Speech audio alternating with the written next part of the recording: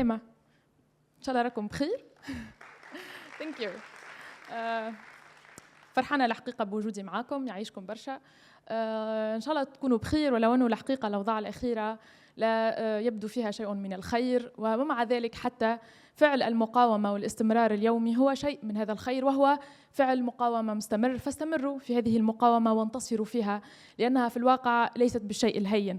هذا اليومي الموغل في الحزن والأسى مقاومته ليست بالشيء الهين بتاتا. أنا أميمة ثابتي، جيت اليوم باش نحكي لكم على القضية الفلسطينية. هذه القضية التي تتجاوز، وهي ليست فقط قضية انتماء لوطن عربي ممتد أو لأمة إسلامية شاسعة إن شئنا، أو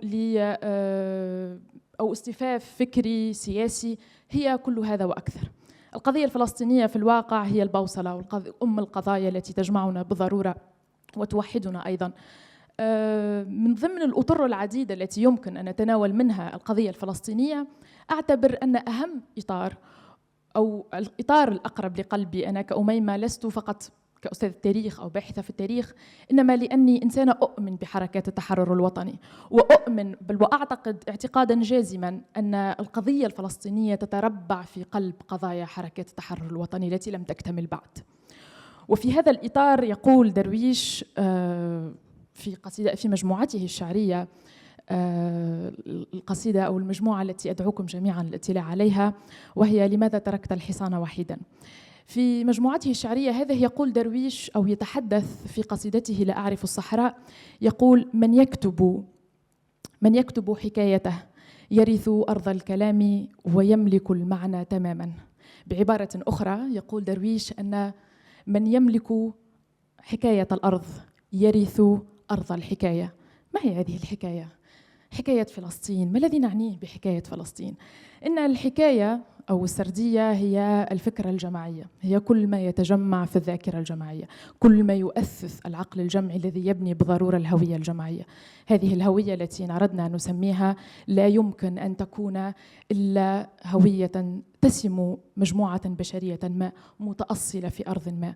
فالفلسطيني هو فلسطيني، وهو فخور بفلسطينيته لأنه ابن فلسطين، هو ليس ابن أرض أخرى، هو ابن فلسطين، وهذه الفلسطينية هي التي تميزه عن غيره. فلا يمكن تحت هذه الحجة التاريخية العاطفية نوعا ما بأي شكل من الأشكال أن يكون يهود الإشكناز القادمون من أوروبا الشرقية أو يهود السفرديم أو الحديرم القادمون من مختلف أصقاع العالم هم أصحاب هذه الأرض.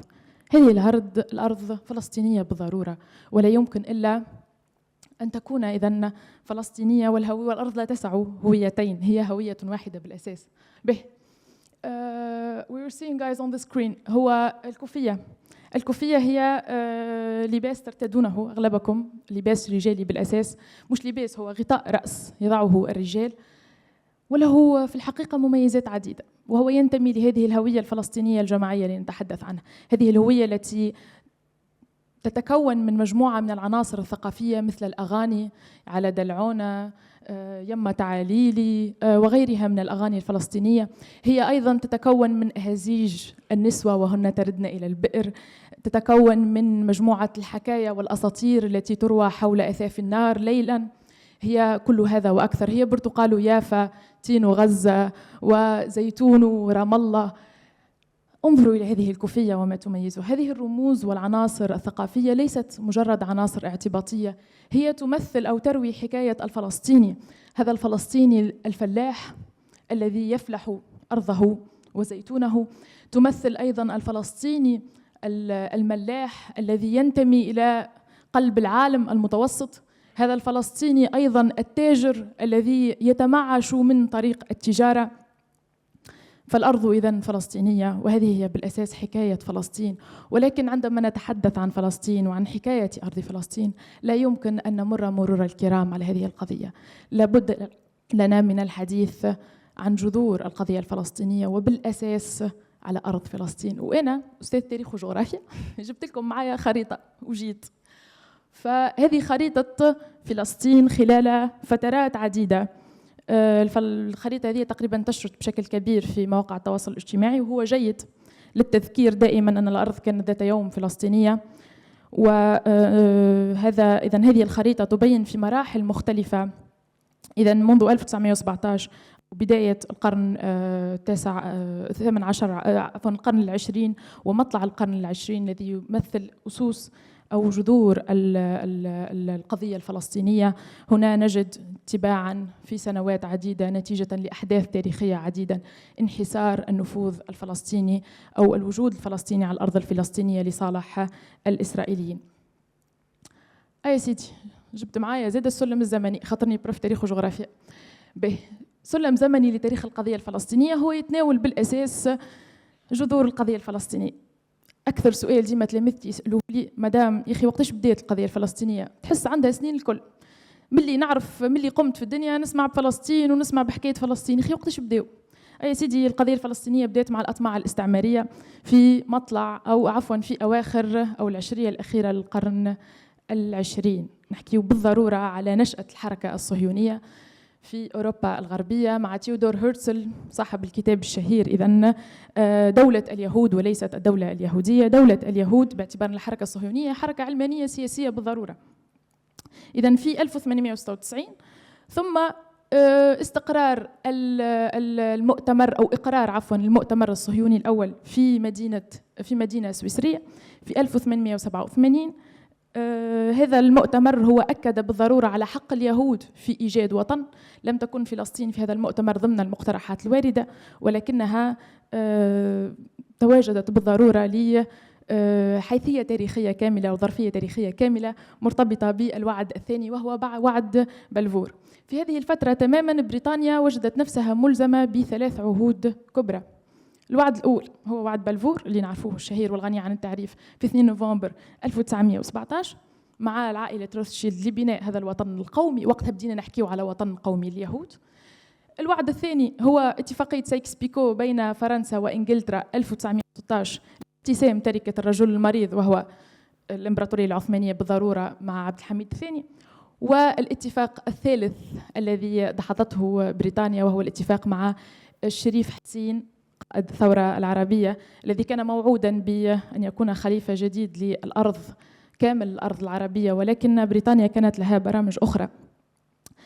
بمجرد إذن اقتسام تركة الرجل المريض في نهاية الحرب العالمية الأولى، انتصار الحلفاء في الحرب، انحسار نفوذ الإمبراطورية العثمانية وترجعها من المنطقة، حصل الانتداب البريطاني على فلسطين وأصبحت بمقتضاه فلسطين إذن تابعة للنفوذ البريطاني. في أفريل 1920 في مؤتمر بسان ريمو الإيطالية، ثم في جويلية 1922 انتقلت وبشكل مباشر المرحلة الثانية من الاستعمار البريطاني، وهي تهجير اليهود من مختلف أصقاع العالم وخاصة من أوروبا نحو فلسطين، وبذلك بدأت إذن الهجرات اليهودية الأولى. في تلك الفترة واحنا نحكي على بداية الثلاثينات في القرن الماضي اللي هي بداية المد أو مد الحركات التحرر الوطني في مختلف أصقاع الدول العربية، لأن الثورة الفلسطينية الكبرى ضد النفوذ البريطاني لم تنجب استقلالا حقيقيا، بل أنجبت المزيد من الاستعمار وهو المؤسف في الواقع. أنجبت إذن قرار التقسيم في 29 نوفمبر 1947، قرار تقسيم كامل نفوذ فلسطين بين دولتين، دولة فلسطينية ودولة إسرائيلية، مع بقاء القدس في كمنطقة دولية. طبعا رفضت الدول العربية، وبذلك نصل إلى الحرب العربية الصهيونية الأولى. يقولون الصراع العربي الإسرائيلي هو ليس صراعا، هي الحرب. وأنا أؤمن جيدا أن المفاهيم مهمة، إنها حرب صهيونية عربية وليست صراعا صهيوني عربي.